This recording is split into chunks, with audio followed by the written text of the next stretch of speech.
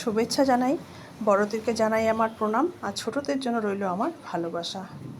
মা এই যে কয়দিন ছিল আমাদের সঙ্গে, যেন উৎসবে আনন্দে আমরা সবাই মেতে উঠেছি। আর এই যে যাওয়ার সময় হলে মন যেন সত্যি ভারাক্রান্ত হয়ে যায়। আজকে সকলেরই মন একই অবস্থা, সবারই মন খারাপ আজকে। উৎসবের এই কয়দিন আমরা আনন্দে উৎসবে সব কিছু ভুলে যেন মেতে উঠেছি। আজ মনটা খুবই ভারাক্রান্ত, খুব কষ্ট হচ্ছে সবারই জানি, কারণ মা নিজের বাড়ি কৈলাসে আবার ফিরে গেছে। এই যে সুন্দর মুহূর্তগুলো, আনন্দ মুহূর্তগুলো, এগুলো আমাদের সঙ্গে রেখে গেল, এগুলো থাকবে আবার স্মৃতি হিসাবে, এগুলোই আমাদের সঙ্গে থাকবে আবার একটি বছরের অপেক্ষা। তো কালকে বরণ করতে আমি চলে গেছিলাম, 1টার সময় আমাদের এখানে বরণ হয়েছে পুজো মণ্ডপে। তো সবাই বরণ করছে, আমিও বরণ করে নিয়েছি মাকে। তো ওই সময়টা আমার আর ক্যামেরা করার কেউ ছিল না, তো আমি নিজেই ক্যামেরাটা ধরে নিজেই ভিডিও করছি আর কি। আমাদের খুব তাড়াতাড়ি বরণ করতে হয়েছে, কারণ আমাদেরকে প্রতিমা নিরঞ্জনের টাইম দেওয়া হয়েছিল আমাদের মণ্ডপে, সন্ধ্যে 6টার মধ্যেই যেতে হতো।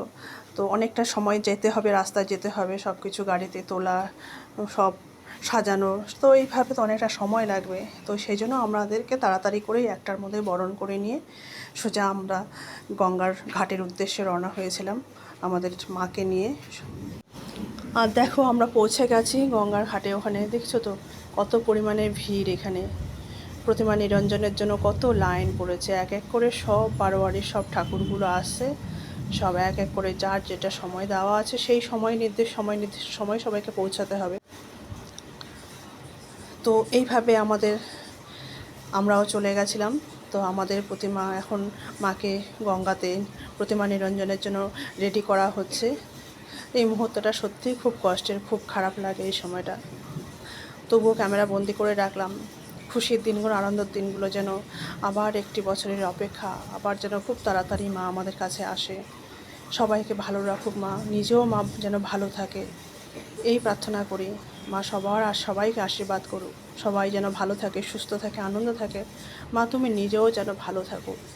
আবার আসছে বছর, আবার আসবে, আবার দেখা হবে, আসছে বছর আবার হবে। তো বাবুঘাটে এখানে প্রতিমা নিরঞ্জনের জন্য নিয়ে যাওয়া হয়, আর এত পরিমাণ ভিড় হয়, সবাই আসে, সব বারোয়ারির পুজো, তার মধ্যে এত সুন্দর সুন্দর সব প্রতিমা দেখা যায় একসঙ্গে, না খুব ভালো লাগে এই জায়গাটায়।